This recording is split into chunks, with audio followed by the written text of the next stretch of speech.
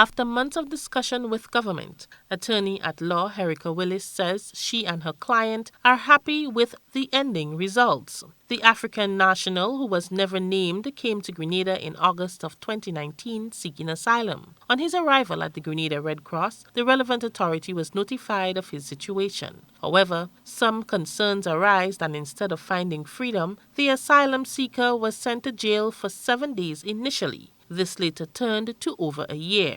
During an exclusive interview with GBN on Monday, Willis said her client, whose identity remains protected, is happy that he is free with the help of many.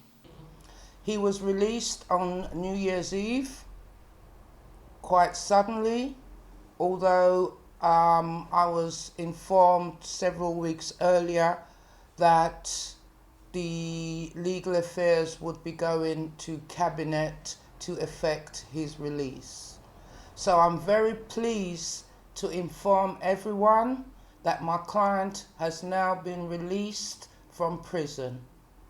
He is here in Grenada and being sponsored and looked after by the United Nations until he is moved to another country. Grenada presently has no laws in place for people seeking asylum in the country. Erica hopes that what happened to her client can change this. That the present position is not acceptable. All that is required is the laws to be put in place.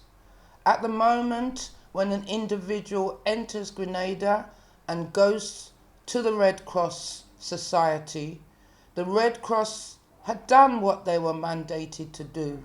They informed the government and also the United Nations. But I've said this is a new year and a new start. He's been freed, and hopefully everyone will learn from this episode. Her client, along with another asylum seeker who arrived in Grenada in March 2020, will leave the island in the coming weeks. We're just thanking God for all the assistance.